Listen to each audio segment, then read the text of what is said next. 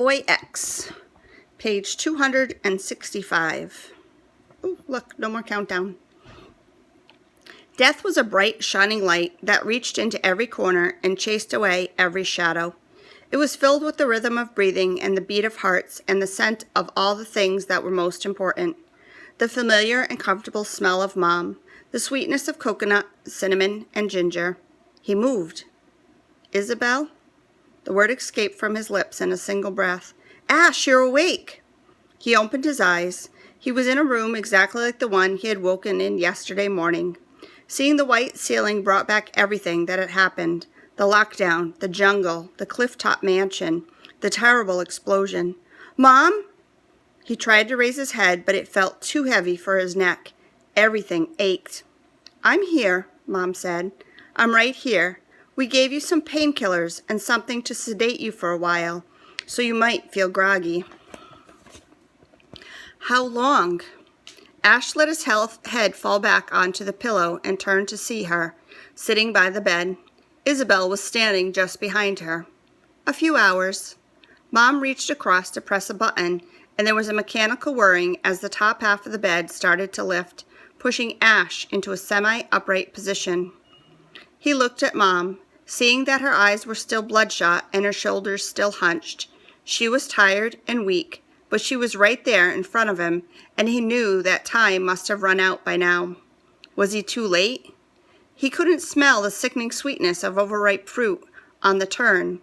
But was she dying? Had shutdown begun? You're alive, he said. Thanks to you. Mom glanced away, then forced a smile. Kane said you were very brave. They got here just in time. We're going to be all right, all of us. You saved everyone, Isabel said. Everyone. Your mama, my papa, you were amazing. The relief was intense, but something cut through it. One name, Kane. Just saying it made him shiver. Where is she? Right here.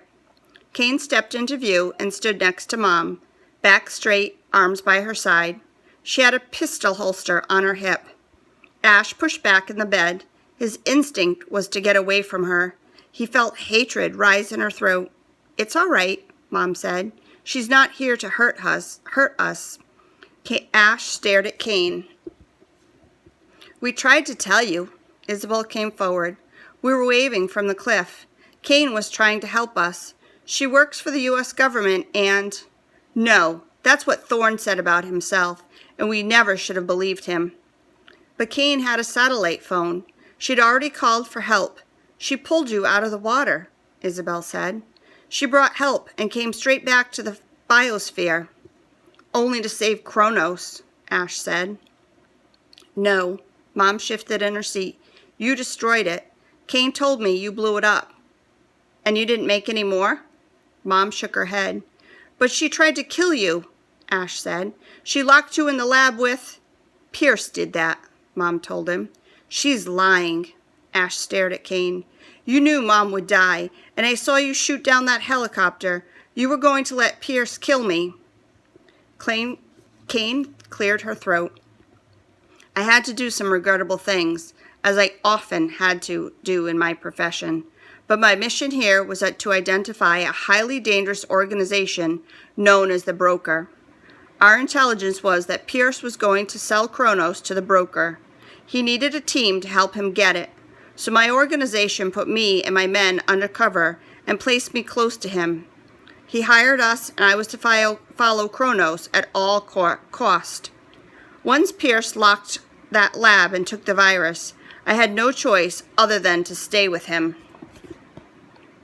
Ash read her for any evidence that she was lying. A twitch, a blink, a missed heartbeat, anything. It's true. Isabel came closer and sat on the bed. Kane saved your mama and my papa. No, Kane said. Ash did that when he stopped Thorne getting his hands on that research. Until Pierce let it slip at the camp, I had no idea Thorne was working for the Broker. I can only guess that they let Pierce hire us instead of using their own people to avoid any link to the Broker, and to let Pierce feel as if he was in charge. Pierce liked to be in charge, and if Thorne had chosen his own team, Pierce would have never trusted them.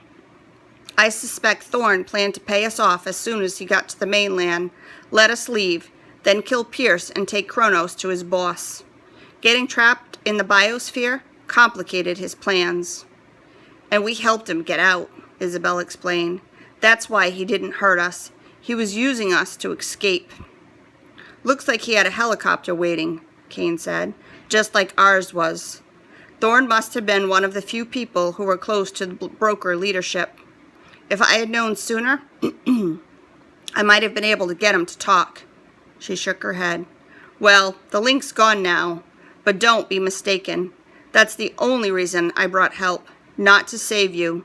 The broker was my priority.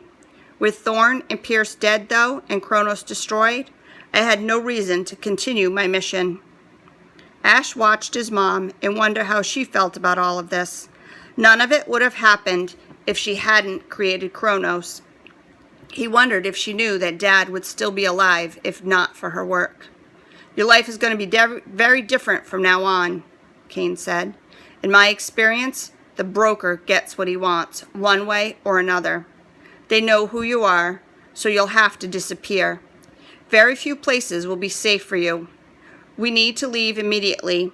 We've already stayed longer than we should. She watched him for a moment. And you're in debt to me. Ash didn't understand. If it hadn't been for you, Pierce would be leading me to the broker right now.